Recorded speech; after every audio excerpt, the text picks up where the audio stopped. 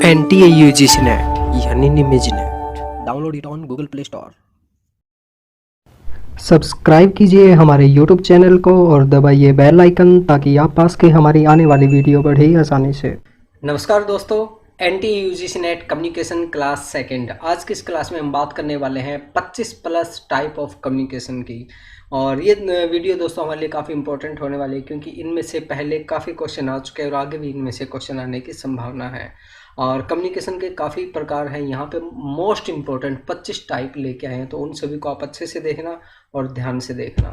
दोस्तों अगर आपको नेट और जीआर चाहिए तो हमारा पेड कोर्स जरूर ज्वाइन कीजिए। इसमें हम आपको क्या देने वाले हैं, नंबर 1 2022 के न्यू अपडेटेड नोट्स देंगे। नंबर 2 2012 से लेकर 2020 तक सभी शिफ्ट के क्वेश्चन पेपर हिंदी इंग्लिश में देंगे। नंबर 3 पे दोस्तों हम आपको 2012 से लेकर 2020 तक सभी शिफ्ट के यूनिट वाइज क्वेश्चन आपको देखने को मिलेंगे। नंबर 4 पे दोस्तों आपको यूनिट वाइज के अलावा आपको सब टॉपिक वाइज क्वेश्चन भी देंगे। आज तक जैसे जो भी टाइप ऑफ रिसर्च से क्वेश्चन आ चुके हैं वो अलग है, हाइपोथेसिस के अलग है, टाइप ऑफ कम्युनिकेशन से जो भी क्वेश्चन आ चुके हैं वो अलग है, यानी कि सब टॉपिक वाइज क्वेश्चन भी आपको मिलने वाले हैं। नंबर 5 पे दोस्तों हम आपको ऑल 10 यूनिट की एड फ्री वीडियोस देने वाले हैं। इसके अलावा भी आपको पेड कोर्स में बहुत कुछ मिलने वाला है। हम आपको मैथ और डीआई के सभी क्वेश्चन का सॉल्यूशन प्रोवाइड करवाएंगे और इसके साथ साथ दोस्तों हम आपको ये बताएंगे कि ऐसे कौन से क्वेश्चन है जो बार बार एग्जाम के अंदर रिपीट होते हैं। तो दोस्तों देर किस बात की, अभी ज्वाइन कीजिए हमारा पेड कोर्स, क्योंकि निमिज नेट है तो जीआरएफ है।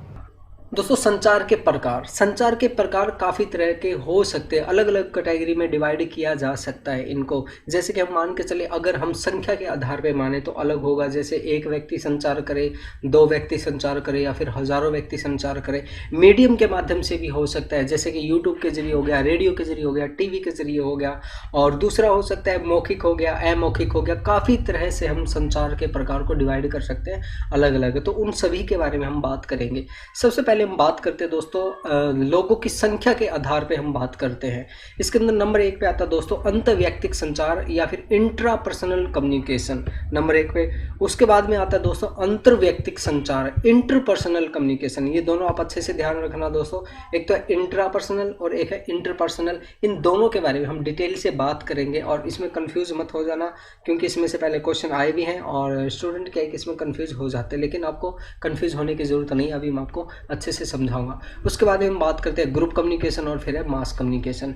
अब हम डिटेल से जानने की कोशिश करते हैं। नंबर 1 पे है अंतर्वैयक्तिक संचार, इसके इंट्रापर्सनल, इसके अंदर इंग्लिश में देख लीजिए, इंग्लिश में कहते हैं INTRA, इंट्रा, याद रखना इसको। देखिए इंट्रापर्सनल के अंदर क्या होता है, यह संचार की वह प्रक्रिया जिसमें व्यक्ति खुद से संचार करता है, अर्थात इसकी परिधि में व्यक्ति स्वयं होता है। दरअसल यह एक मनोवैज्ञानिक क्रिया है। इसके अंदर क्या होता है दोस्तों, इंट्रापर्सनल कम्युनिकेशन के अंदर व्यक्ति खुद से संचार करता है। जैसे हम किसी चीज़ को सोचते हैं या फिर अपने आप से बातें करते हैं, तो वो क्या हो गया दोस्तों, हमारा इंट्रापर्सनल कम्युनिकेशन हो गया, और इसी के एक मनोवैज्ञानिक प्रक्रिया भी माना जाता है।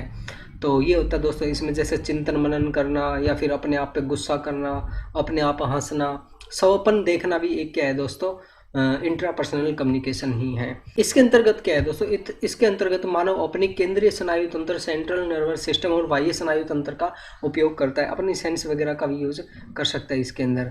और मुख्य रूप से दोस्तों इसमें यही है कि व्यक्ति खुद से संचार करे, खुद से बातें करे, उसे हम क्या कहेंगे, इंट्रापर्सनल कम्युनिकेशन कहेंगे। और इसकी क्या क्या विशेषताएं हो सकती है वो भी हम बात करते हैं।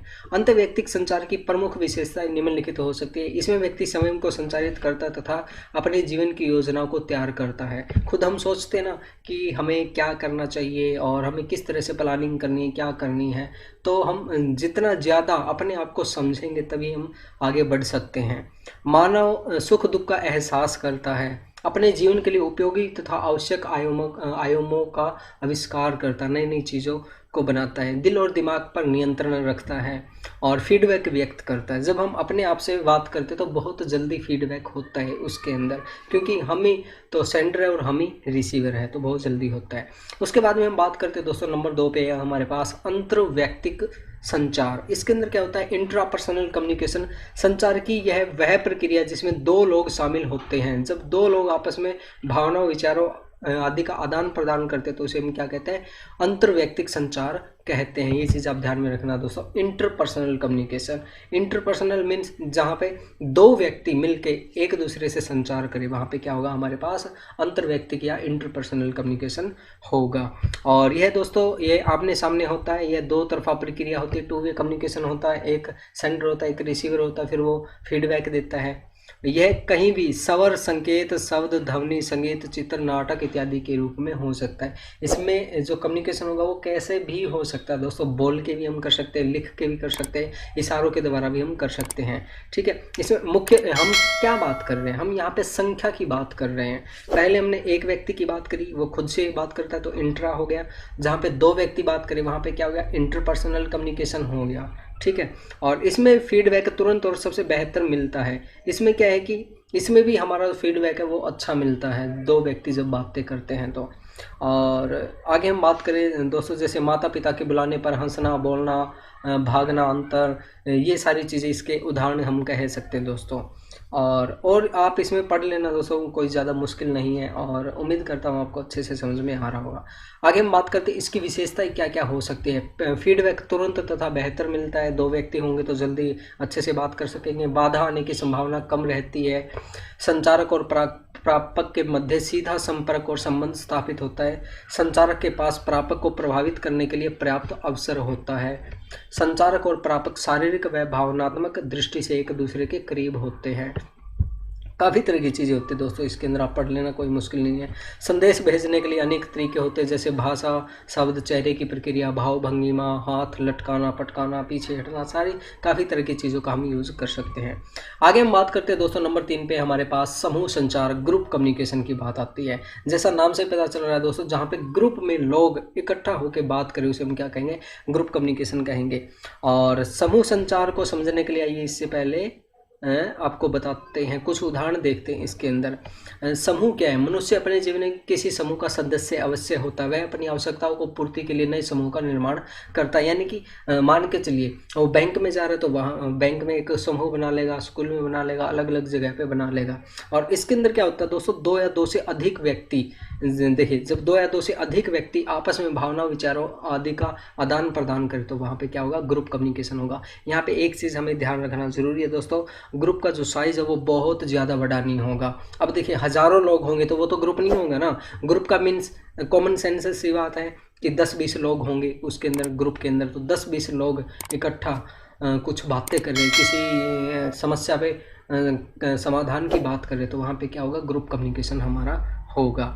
और इस जैसे कि इसके अंदर हम बात करें क्लासरूम में पढ़ाई करना, एक साथ किसी बात पर हंसना, कवि सम्मेलन हो गया, भाषण हो गया छोटे स्तर पे, तो ये सभी क्या है, हमारे ग्रुप कम्युनिकेशन है। आगे हम बात करते हैं दोस्तों, विशेषताएं क्या है ग्रुप कम्युनिकेशन की। प्रापक की संख्या निश्चित होती है, सभी अपनी इच्छा व सामर्थ्य के अनुसार सहयोग करते हैं। देखिए ग्रुप होगा तो उसमें सभी अपने अपने विचार प्रस्तुत करेंगे, अच्छे से कम्युनिकेशन हो सकता है। कोई बात अगर एक व्यक्ति अच्छे से प्रेजेंट नहीं कर पा रहा तो दूसरा उसको प्रेजेंट कर सकता है। सदस्यों के बीच समान रूप से विचारों, भावनाओं आदि का आदान प्रदान होता है। प्रापक, संचारक और प्रापक के बीच निकटता होती है। छोटा ग्रुप होगा तो उनके बीच निकटता होगी, बहुत ज़्यादा समस्या नहीं होगी। विचार विमर्श के माध्यम से समस्याओं का समाधान किया जाता है। वही बात मैंने बताई ना, अगर एक व्यक्ति किसी का समाधान नहीं कर रहा तो दूसरे के पास ऑप्शन होता है कि वो बोल सके उसके ऊपर। संचारक का उद्देश्य सदस्यों के बीच चेतना विकसित कर दायित्व बोध कराना होता है, उनकी रिस्पॉन्सिबिलिटी का एहसास कराना होता है।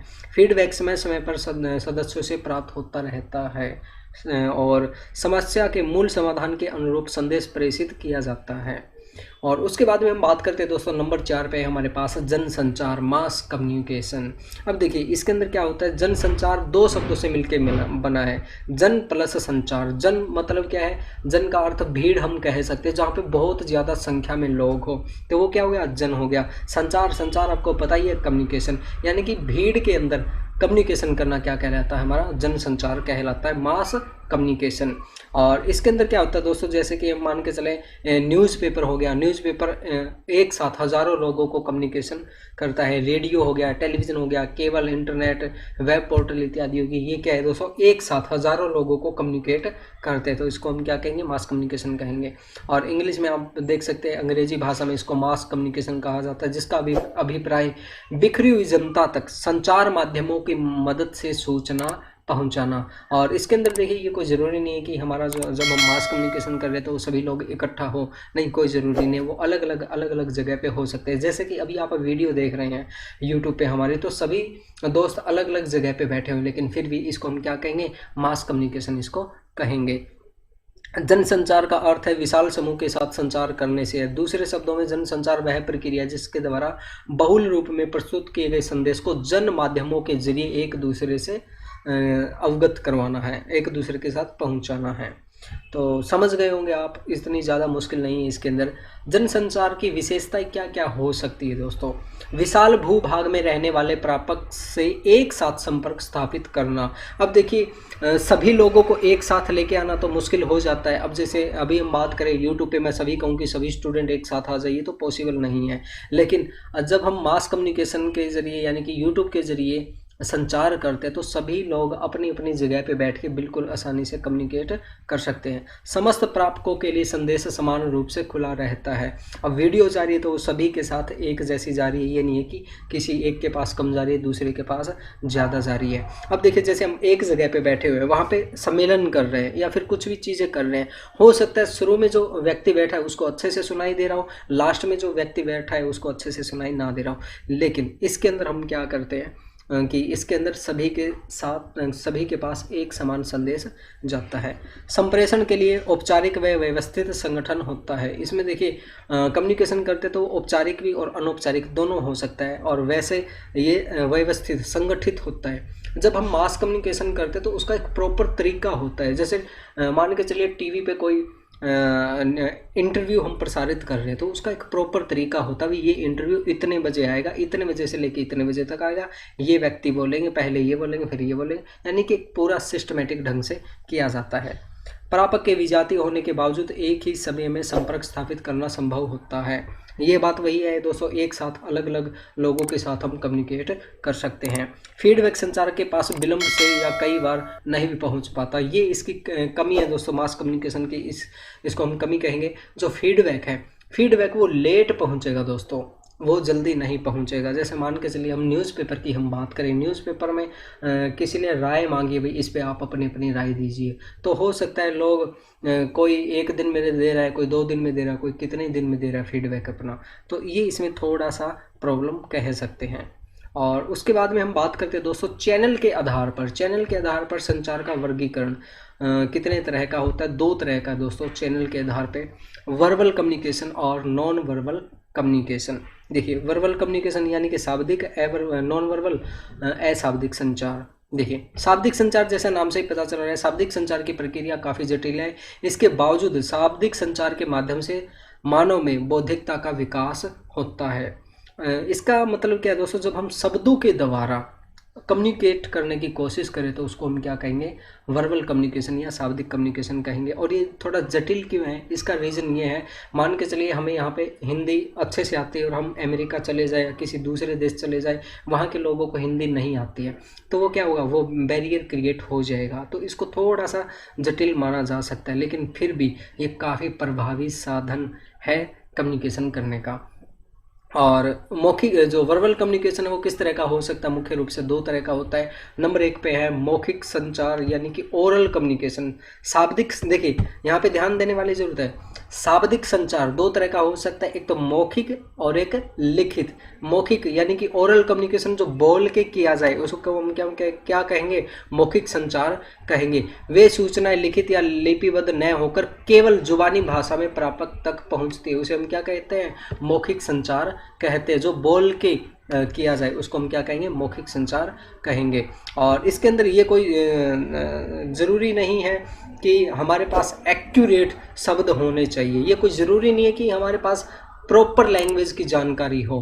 नहीं, कई बार हम टूटी फूटी लैंग्वेज के द्वारा भी अपना काम चला लेते हैं, तो इसे हम क्या कहेंगे? इसे हम मौखिक संचार कहेंगे। और इसके अंदर क्या है, और देख लेना, कोई ज़्यादा इसके अंदर मुश्किल नहीं है।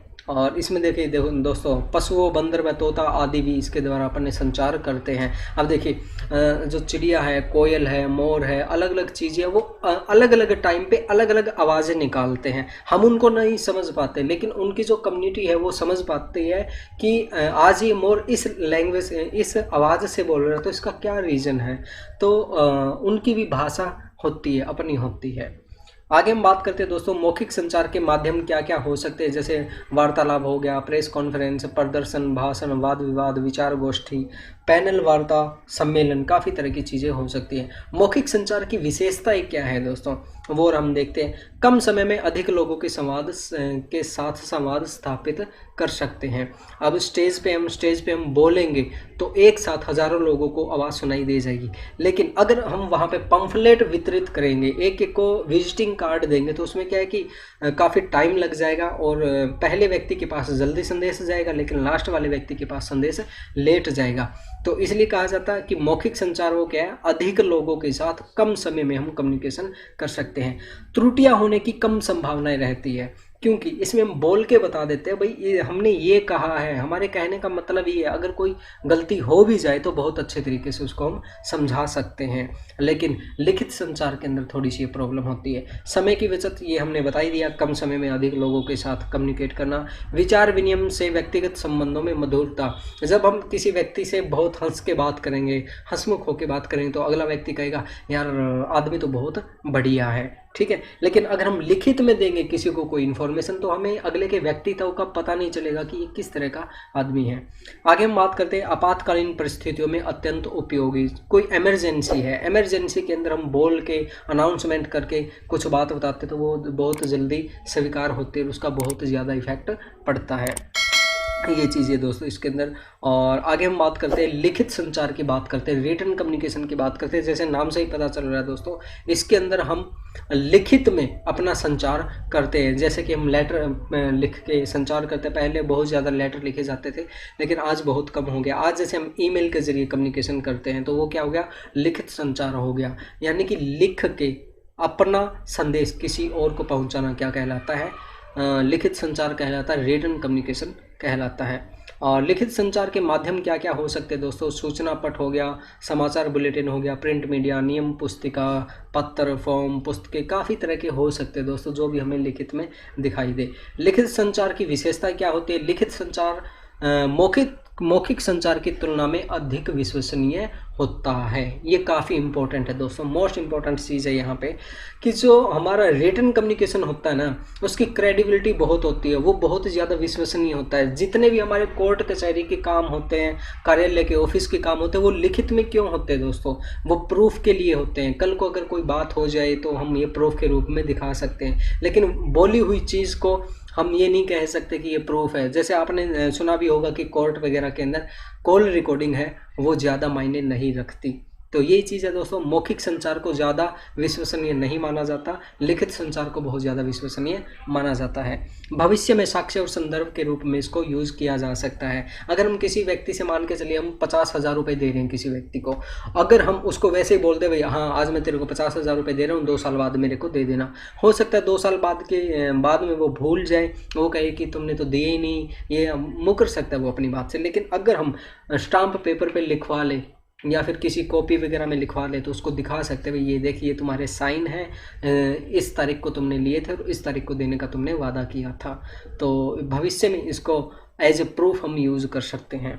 संचारक और प्रापक की एक साथ मौजूदगी ज़रूरी नहीं है। अब देखिए मौखिक संचार में तो क्या है, अगले व्यक्ति का होना ज़रूरी है, लेकिन लिखित संचार में कोई ज़रूरी नहीं है। हम मेल भेज रहे हैं, अगला व्यक्ति मान के चलिए 2 घंटे बाद मेल प्राप्त करे तो वो उसका आंसर दे सकता है। कम लागत में स्पष्ट और विस्तृत जानकारी हम दे सकते हैं।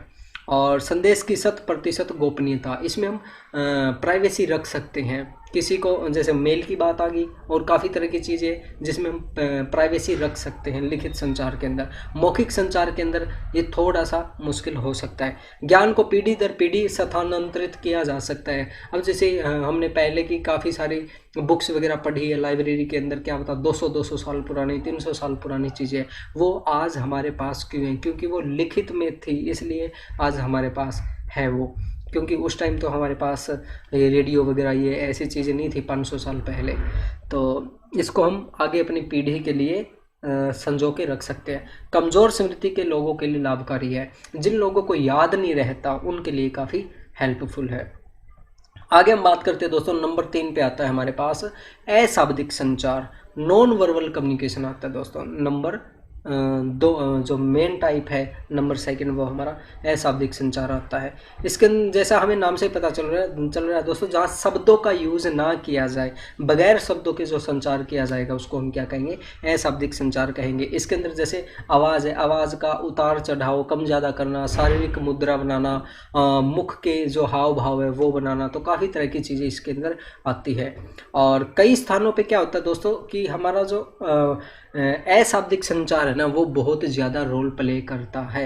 जैसे कि मान के चलिए किसी दो व्यक्तियों ने एक बार क्लास में, ये उसमें यूजीसी नेट में 2017 में क्वेश्चन भी आया हुआ है कि जब दो व्यक्ति आपस में लड़ाई कर रहे हो, क्लास के अंदर जो दो बच्चे लड़ाई कर रहे हो, तो आप कौन से कम्युनिकेशन पे ज़्यादा विश्वास करेंगे, उनके वर्बल कम्युनिकेशन पे या नॉन वर्बल कम्युनिकेशन पे विश्वास करेंगे। यानी कि देखिए उसमें हम क्या करेंगे, दो बच्चे लड़ाई कर रहे हैं, एक बच्चा कह रहा है कि सर मैंने गलती नहीं की, मैंने गलती नहीं की, और दूसरा बच्चा अगर बोलते हुए हेजिटेट हो रहा है, तो वो कहते हैं ना, झूठ बोलने वालों के हाव भाव हमें दिखाई दे जाएंगे। तो वहाँ पे उसका आंसर था नॉन वर्बल कम्युनिकेशन आंसर था। तो बहुत बार हमारा नॉन वर्बल कम्युनिकेशन भी काफ़ी इम्पोर्टेंट हो जाता है।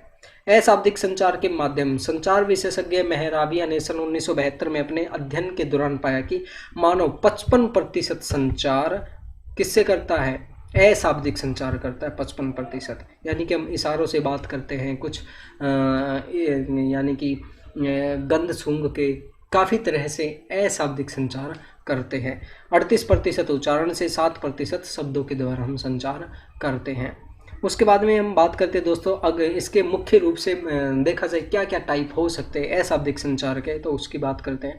नंबर 1 पे दोस्तों हमारे पास शारीरिक मुद्रा, बॉडी लैंग्वेज की बात करते हैं। उदाहरण के लिए हाथ हिलाना, हाथों से संकेत करना, मुंह हिलाना, इधर उधर चलना। अब देखिए कोई हमसे गुस्सा होगा तो क्या है कि हम मुंह फुला लेंगे, उससे बात नहीं करेंगे, गुस्से में लाल हो जाएंगे। तो हम हमारे जो बॉडी की एक्टिविटी है वो बता देते हैं कि इंसान का मूड किस तरह का है। उसके बाद में हम बात करते हैं वेशभूषा की, बात करते हैं अपीयरेंस की, बात करते हैं। अब देखिए हरियाणा का व्यक्ति होगा, उसके पहनने का तरीका अलग हो सकता है, पंजाब का जो व्यक्ति होगा, राजस्थान का या फिर गुजरात का होगा, इन सभी के पहनावा वेशभूषा अलग अलग हो सकती है। हम उनको देख के बता सकते कि ये इंसान कहाँ का हो सकता है। आगे हम बात करते हैं स्पर्श, टच से। अब देखिए टच से हमें पता चल जाता है कि जो हमारे नज़दीकी व्यक्ति होगा उससे हम हाथ मिलाएंगे, अच्छे से बात करेंगे, उसे गले भी मिल सकते हैं। तो उन सभी चीज़ों से हमें पता चलेगा कि जो कोई व्यक्ति किसी दूसरे व्यक्ति के गले मिल रहा है तो मीन्स वो कहीं ना कहीं उसका ज़्यादा रिलेटिव है। दूसरे व्यक्ति से अगर गले नहीं मिल रहा तो हमें पता चल जाएगी कि इनका रिलेशन थोड़ा दूर का है।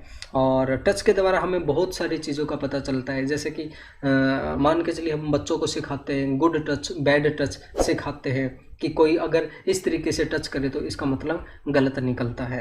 तो काफ़ी तरह की चीज़ें होती है। स्पर्श के द्वारा, टच के द्वारा हम पता कर सकते हैं कि इसका उद्देश्य क्या है, इस इंसान का इंटेंशन क्या है। आगे हम बात करते हैं निकटता, प्रॉक्सिमिटी। इसके अंदर ये होता है कि दोस्तों निकटता यानी कि कोई व्यक्ति हमारे कितना पास बैठा है, कितना दूर है, उससे भी हम पता कर सकते हैं। अब देखिए कोई व्यक्ति है प्रधानमंत्री के पास में बैठा है तो इसका मतलब क्या है, कुछ तो उसके अंदर खासियत है तभी प्रधानमंत्री के पास बैठा है। ऐसे कोई भी नॉर्मल आदमी जाके प्रधानमंत्री के बगल वाली सीट पे नहीं बैठ सकता। तो हमारी निकटता से बहुत ज़्यादा पता चलता है कि इन दोनों का रिलेशन क्या हो सकता है। आगे हम बात करते हैं काइनेसिस। काइनेसिस के अंदर क्या होता है, यह गैर मौखिक या गैर शाब्दिक संचार का एक रूप है। इसको संचार के संदर्भ में शारीरिक गतिविधियों के अध्ययन के रूप में परिभाषित किया गया है। उदाहरण के लिए इसमें बॉडी लैंग्वेज होता है, साइन लैंग्वेज होता है, पैरा लैंग्वेज होता है, नेत्र होता है, काफ़ी तरह की चीज़ें होती है दोस्तों काइनेसिस। इसके अंदर जो हमारा शरीर है, शरीर का हाव भाव हमें बता देता है। जैसा कि हम बात करें इसके अंदर साइन लैंग्वेज हो गया, पैरा लैंग्वेज हो गया और टच, ये दोस्तों वो चीज़ें हमने ऊपर पढ़ी है वही चीज़ें इसके अंदर है। आई कांटेक्ट हो गया, ये सारी चीज़ें किसके अंदर आती है, काइनेसिस के अंदर आती है, जहाँ पे हम अपने शरीर का यूज़ करके, आँखों का यूज़ करके, बॉडी का यूज़ करके हम संचार करते तो उसे हम क्या कहते हैं, काइनेसिस कहेंगे। आगे हम बात करते हैं दोस्तों, आगे हमारे पास मेटा कम्युनिकेशन। प्राय हम जो कहते हैं और जो अर्थ ग्रहिता तक पहुंचाते हैं उसमें कुछ अंतर हो सकता है। सभी अशाब्दिक सभी अशाब्दिक संकेत जैसे बात कहने का लहजा, चेहरे की अभिव्यक्ति आदि अर्थ को वांछित स्तर से अच्छे ढंग से भी पहुंचा सकते हैं और बुरे ढंग से भी। ये बिल्कुल बात सही है दोस्तों। देखिए मान के चलिए अगर हम कोई बात कर रहे हैं और वो बात वैसे तो खुशी की बात है, लेकिन हम सीरियस होकर बात करेंगे, गुस्से में बात करेंगे, तो अगले वाले व्यक्ति को लगेगा कि ये ढंग से बात हमसे नहीं कर रहा। तो कई बार ऐसा होता है, बहुत बार ऐसा होता है कि हमारे बोलने का तरीका अलग होता है और कहने का तरीका अलग होता है, लेकिन अगला व्यक्ति उसे अलग तरीके से ले जाता है। तो इसे हम क्या कहेंगे? मेटा कम्युनिकेशन कहेंगे। मेटा शब्द को हम सूचना प्रौद्योगिकी में भी एक उपसर्ग की तरह प्रयोग करते हैं, जिसका अर्थ है एक अंतर्निहित परिभाषा या विवरण। समझ गए ना इसका मतलब क्या है? जैसे कि हम कुछ बात कर रहे हैं, वो वर्ड्स के अंदर तो खुशी वाली बात हो सकती है, लेकिन हमारा चेहरा बता देता है कि हम ये बात गुस्से में कह रहे हैं, फिर खुशी से कह रहे हैं। तो इसे हम क्या कहेंगे? मेटा कम्युनिकेशन कहेंगे। आगे हम बात करते हैं दोस्तों पैरालिंग्विस्टिक। इसके अंदर क्या होता है? यह स्वर द्वारा होता है। शब्द कैसे कहे गए हैं, स्वर जो टोन है, कहने का टोन क्या है उसकी, ठीक है, तो उसको हम क्या कहेंगे? पैरालिंग्विस्टिक कहेंगे। जब आप अपना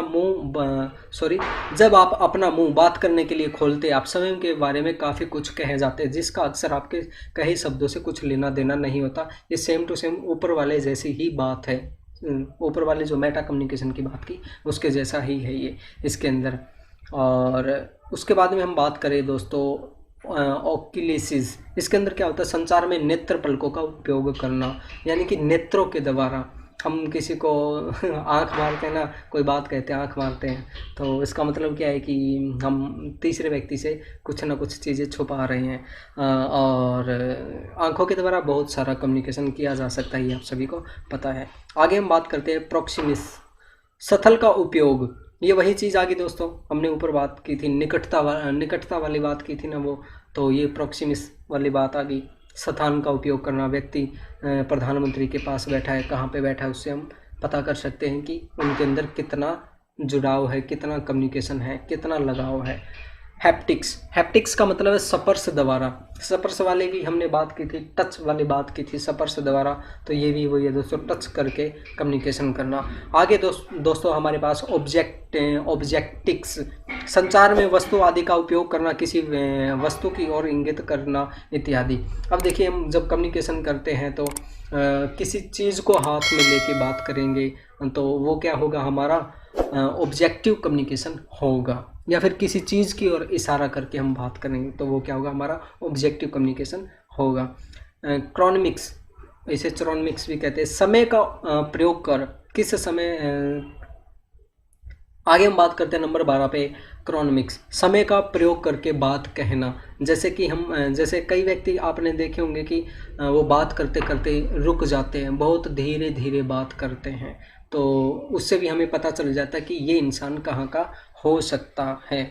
बात करने के लहजे के द्वारा हमें पता चल जाएगा वो कितना टाइम ले रहा है, क्या कर रहा है। जैसे कि हम बात करें भारतीय लोगों की तुलना में बहुत सी समयबद्ध है। जो जापानी लोग जो होते हैं ना, वो समय के बहुत पाबंद होते हैं, समय के द्वारा हमें पता चल जाता है।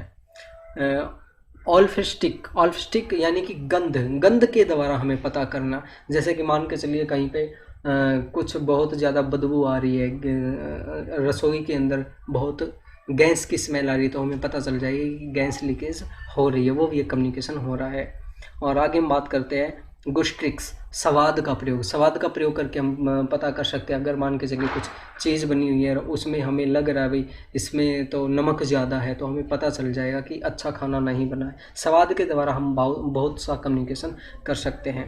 अशाब्दिक संचार की विशेषता क्या होती है दोस्तों, ये देखते हैं। संचारक और प्रापक भाषाई दृष्टि से एक दूसरे से अपरिचित होते तब भी प्रभावित होता है। अशाब्दिक संचार की विशेषता ये है दोस्तों, इसके अंदर हम क्या करते हैं कि अगला व्यक्ति चाहे लैंग्वेज जाने या ना जाने, लेकिन फिर भी हम उससे अच्छे से बात कर सकते हैं। अगर हम दोनों के अंदर एबिलिटी है उसको इशारों के द्वारा समझाने की और अगले को इशारों के द्वारा समझने की एबिलिटी है, तो हम बहुत अच्छा कम्युनिकेशन कर सकते हैं, अगर हमें लैंग्वेज ना भी आए तो भी।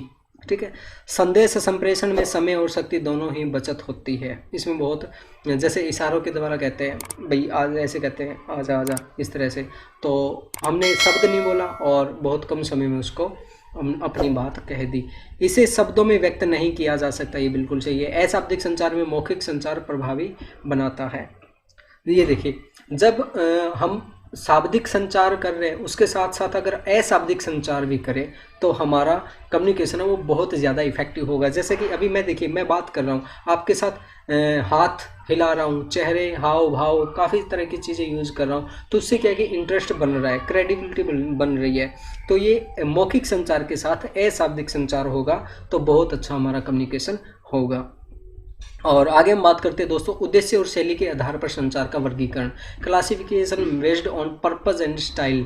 पर्पज और स्टाइल के हिसाब से हमारा कम्युनिकेशन किस तरह का हो सकता है। नंबर 1 पे है फॉर्मल कम्युनिकेशन और नंबर 2 पे है हमारा इनफॉर्मल कम्युनिकेशन। फॉर्मल कम्युनिकेशन के अंदर क्या होता है दोस्तों, इसके अंदर हम जब संदेश करते हैं ना तो हमारे जो पूरा सिस्टमेटिक ढंग से कम्युनिकेशन करते हैं। जैसे कि मान के चलिए हम किसी कंपनी में गए, वहाँ पे कंपनी का जो एम्प्लॉई है वो अपने बॉस से किस तरह से बात करेगा, वो सिस्टमेटिक ढंग से बात करेगा। लेकिन वही कर्मचारी घर आके अपने यार दोस्त से बात करता है तो वहाँ पे क्या हो सकता है, वो हो सकता है गाली देने लग जाए, कुछ भी हंसी मजाक करे, कुछ भी करे। लेकिन बॉस के साथ वो कम्युनिकेशन करेगा तो बहुत अच्छे तरीके से करेगा। फॉर्मल कम्युनिकेशन का मतलब ये है दोस्तों, इसके अंदर हम सही नियम कायदे कानून का यूज़ करते हैं, सिस्टमेटिक ढंग से कम्युनिकेशन करते हैं।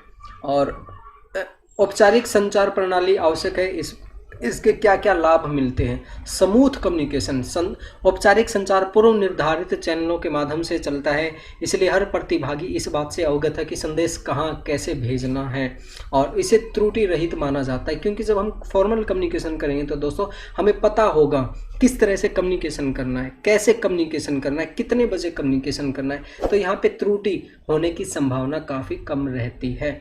दक्षता में वृद्धि, इंक्रीज इन एफिशिएंसी। अगर हम सही सिस्टमेटिक ढंग से करेंगे तो सीधी सी बात है, जब हम अगली बार करेंगे तो उसमें काफ़ी इम्प्रूवमेंट हमें मिलेगा, हमारा कॉन्फिडेंस बढ़ेगा। आगे हम बात करते हैं स्थायी रिकॉर्ड, परमानेंट रिकॉर्ड होता है। अगर हम फॉर्मल तरीके से किसी को लेटर लिख के कोई बात भेज रहे हैं तो वो आगे प्रूफ के रूप में यूज़ की जा सकती है। और अगर हम ऐसे चलते चलते कहते भाई हाँ ठीक है ये काम कर लियो भाई, ऐसे कर लियो वैसे कर लियो, तो वो हमारा as a proof as a record नहीं हो सकता। डिसिप्लिन होता है, इसके अंदर अनुशासन बिल्डअप होता है। कार्य समन्वय, कोऑर्डिनेशन, एक दूसरे के साथ समन्वय की भावना बढ़ती है, कोऑर्डिनेशन की भावना बढ़ती है। विश्वसनीय, क्रेडिबिलिटी, इससे क्या हो कि विश्वास जागृत होता है, भाई ये बंदा है सही तरीके से काम करता है, अच्छे तरीके से काम करता है, कोई बात कहनी है कहने का लहजा पता है इसे, ठीक है, तो ये होता है। उसके बाद में हम बात करते हैं दोस्तों सूचना का सामान्य प्रवाह, स्मूथ फ्लो ऑफ इन्फॉर्मेशन, ये चीज़ हमने पहले भी कर ली। आगे हम बात करते हैं अनौपचारिक इनफॉर्मल कम्युनिकेशन की बात करते हैं। जैसे कि मैंने पहले भी बताया था, इनफॉर्मल कम्युनिकेशन का मतलब है कि जिसके अंदर नियम कायदे कानून कुछ भी नहीं होता, ऐसे ही हम बात कर लेते हैं। जैसे कि मान के चलिए हम अपने घर में मम्मी है, मम्मी से तो कैसे भी बात कर सकते हैं, गुस्से में भी बात कर लेते हैं। लेकिन हमारे स्कूल में जो टीचर होती है तो टीचर से वैसे बात नहीं कर सकते ना, उनसे तो बड़े आराम से हमें बात करनी पड़ेगी, वो डांट भी दे तो भी हमें चुप रहना पड़ेगा। लेकिन घर में हम कैसे भी बात कर सकते, बहन भाई होते उनसे हम लड़ाई भी कर लेते, कुछ भी कर लेते, लेकिन बाहर के जो लोग हैं उनसे हम ऐसे बात नहीं कर सकते, तो इसे हम क्या कहेंगे, इनफॉर्मल कम्युनिकेशन कहेंगे। और इसके अंदर क्या होता है दोस्तों, इंटरपर्सनल कम्युनिकेशन भी होता है। इंटरपर्सनल कम्युनिकेशन क्या होता है, जैसे दो व्यक्ति, दो यार दोस्त है, वो बात कर रहे तो भी हमारा इनफॉर्मल कम्युनिकेशन होगा। और इससे क्या होता है कि यह मुख्य रूप से कर्मचारियों की सामाजिक आवश्यकताओं की पूर्ति करता है। ये देखिए हमारे इनफॉर्मल कम्युनिकेशन भी होना बहुत ज़्यादा ज़रूरी है दोस्तों। मान के चलिए हम किसी कंपनी में गए हैं, वहाँ पे इनफॉर्मल कम्युनिकेशन बिल्कुल बंद कर दिया जाए तो क्या है कि उनके अंदर प्रेम की जो भावना कहते हैं, एक दूसरे के साथ सहयोग की भावना कहते हैं, वो बिल्डअप नहीं होगी। कर्मचारी एक दूसरे का काम करते हैं, एक कर्मचारी दूसरे की सहायता करेगा तो दूसरा कर्मचारी फिर पहले वाले की कभी ना कभी सहायता करेगा, तो ये हमारे लिए ज़रूरी है दोस्तों। और इसके अंदर एक और चीज़ होती है, ग्रेपवाइन कम्युनिकेशन होता है। इसके अंदर ग्रेपवाइन का मतलब होता है दोस्तों, जैसे कि एक बात हमने किसी को कही, वो दूसरे के पास चली गई, दूसरे से तीसरे, तीसरे से चौथे के पास चली गई। इनफॉर्मल कम्युनिकेशन की ये काफ़ी नेगेटिव चीज़ हम कह सकते हैं। इनफॉर्मल कम्युनिकेशन में ग्रेपवाइन कम्युनिकेशन होता है, यानी कि हमने कोई बात बताई, वो फैल जाना वो बात, ये हो सकता है इनफॉर्मल कम्युनिकेशन के अंदर। और दिशा के आधार पर हम बात करें तो दोस्तों हमारा कम्युनिकेशन किस तरह का हो सकता है, वर्टिकल कम्युनिकेशन और एक हो सकता है हॉरिजेंटल कम्युनिकेशन। अब देखिए वर्टिकल कम्युनिकेशन इसे लंबवत संचार भी कहते हैं। इसमें से भी पहले क्वेश्चन आ चुका है दोस्तों। इसके अंदर क्या होता है, वर्टिकल ऊपर से नीचे की तरफ कम्युनिकेशन हो रहा है और फिर नीचे से ऊपर की तरफ। देखिए वर्टिकल मतलब वी है ना, ये वी देखिए ऊपर से नीचे आया, नीचे से फिर ऊपर गया, यानी कि कोई बात है मैनेजर ने बताई है वो बात मैनेजर से फिर धीरे धीरे होते हुए कर्मचारियों के पास आएगी, फिर नीचे आएगी, फिर नीचे आएगी, फिर चपड़ासी के पास आएगी। इसी तरीके से चपड़ासी जब बात कहेगा तो सीधा मैनेजिंग डायरेक्टर से जाके ना कहे, वो अपने से ऊपर वाले व्यक्ति से कहे, ऊपर वाला फिर ऊपर वाले से, तो इस तरह से जाते जाते वो बात उनके पास पहुंचेगी। अब देखिए जैसे मान के चलिए हमें प्रधानमंत्री से कॉन्टेक्ट करना है, तो सीधे तो प्रधानमंत्री से नहीं मिल सकते ना। प्रधानमंत्री से मिलने के लिए पहले हमें किसी और व्यक्ति से मिलना पड़ेगा, विधायक से मिलना पड़ेगा, विधायक फिर किसी और से मिलाएगा। तो इस तरह से स्टेप बाय स्टेप हम वहाँ पे जाएंगे। तो इसको हम क्या कहेंगे, वर्टिकल कम्युनिकेशन इसको हम कहेंगे। यह मूल रूप से औपचारिक संचार ही होता है। ये इनफॉर्मल कम्युनिकेशन का ही एक टाइप हम कह सकते हैं। यह ऊपर से नीचे की ओर चलता है और नीचे से ऊपर की ओर चलता है। इसके बाद दो और कम्युनिकेशन की बात करते हैं दोस्तों। हमारा एक है हॉरिजेंटल कम्युनिकेशन और एक है डायगोनल कम्युनिकेशन।